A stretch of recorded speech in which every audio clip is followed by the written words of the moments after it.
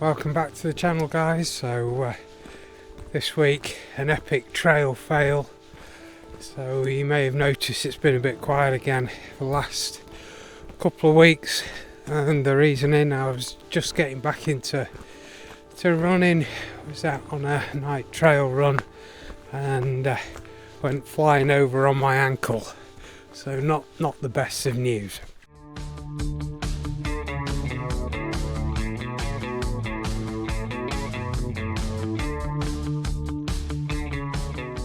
So this week I'm out in the dark again, but just doing a walk. So I decided not to film it because you'll just see a black screen again or some poor quality video. So I'm going to do a bit of a voiceover and hopefully provide you with some interesting B-roll and maybe a few pictures you don't want to see of my rolled ankle. So I'll take you back over the last couple of weeks. So I was out. I was actually feeling pretty good, going on one of my weekly trail runs. Obviously after work in the evening, so it was pretty dark. But weather conditions were okay. And just towards the end of the run, went over on my ankle, hit the ground pretty hard. Typical hole in one of my new long sleeve tops. But lay there on the ground in a fair bit of pain, thinking, how on earth am I going to get back to the car from this? So I went to stand up and kind of felt my ankle snap back into place. It was the classic. As I was going over, I heard the pop. Lay on the floor in pain. As I say, tried to stand up, snap back into place, and it was like, blimey, that hurts. And I was like, sort of stood there on one leg thinking, how on earth am I going to get back? So had a bit of a choice. I did have phone signal. I could have rung the wife, asked her to pick me up, but it'd be an hour and a half until she got there. I didn't fancy sort of just standing out in the cold and the dark for over an hour. Obviously I had no walking poles with me or running poles. So I decided to try and hobble back to the car. So it was about a 2k hobble back, and I did that very slowly. Even when I hit a tarmac road, it was still pretty painful getting back to the car. So managed that, drove home. Luckily, car's an automatic, so that was all good. And arrived home, sort of said to the wife that I'd hurt myself a bit. She took one look at it and said that we were going to A&E. So kind of agreed to that because it was hurting a lot.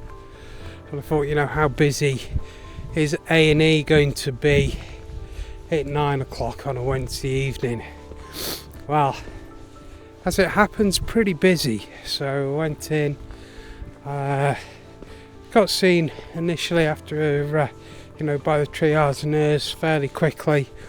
She was a little bit concerned because my toes had turned a bit bluish. There was maybe with the swelling cutting off some of the blood supply. But somebody else came and checked me. There was still a pulse there, so they sent me for some x-rays. Waited a couple of hours, got an x-ray, and then back to the waiting room. And then it was another 4 hours probably until we were seen again. So I didn't get back till after 4 in the morning, so it was like a 6-7 hour trip in A&E, which was not the best. And ever the compassionate wife, we were going away on the first thing Friday morning. She said, whatever you do, even if it's broken, don't let them put it in a plaster, because you're getting on that plane to go on the family holiday at half term with the kids. So luckily it wasn't broken, they just sent me home. But the swelling stayed up for, well, it's still swollen now over 2 weeks later. I mean, the bruising's gone down, the swelling's gone down a lot, but it is still swollen. Got back on the turbo trainer this week, so So I've been doing a bit of cycling, but not really been able to get out of the saddle for more than a few seconds. So that was pretty tricky.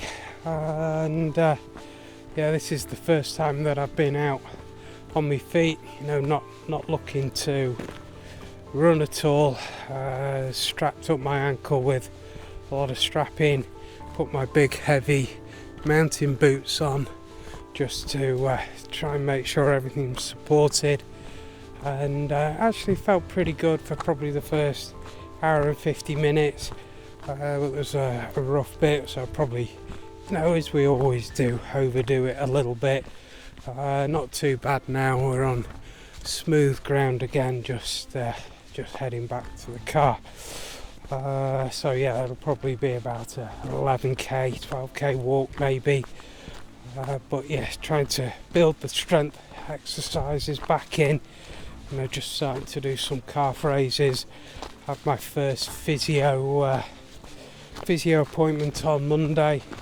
So hopefully he'll say I've been doing the right thing. If not, he might change the course of action. But you know, they say to keep it moving when you can. So I've just been trying to do that a little bit, and you know, try to recover and get back into training as soon as we can. You know, we've already had 10 weeks since Dragon's back, so you know, we're only sort of 41 weeks away at present, so I can't really afford to be wasting lots of time, because you know, it's not just the fact you're not training, gaining fitness, you're losing it all the time as well. So that's quite a concern for me at that point. But yeah, just do what we can, build up some of the strength exercises, try and build some core strength again. You know, don't have to be on my feet to do that. I'm doing a bit of lifting as well to try and strengthen some of the leg muscles, and then try and keep some of the aerobic engine going on the turbo when we can. So doing a few bits and bobs. So yeah, that's probably all for this one.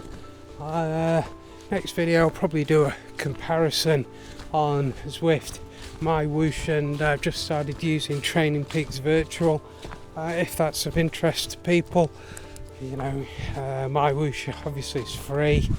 I cancelled my Zwift subscription earlier in the year when we started coming out of winter into the summer, and then now with Training Peaks bringing out Training Peaks Virtual after buying a company out, I've just been moving to that. So I'll give an overview from my point of view in the next video. So a shorter one than normal, hopefully still entertaining. I'll let you know how we get on and progress with the physio appointment, and I'll catch you all on the next one. If you could like and subscribe, that would really help me out. If not helping the channel, also just helping out my vanity. So thanks for this one, and I'll see you on the next one.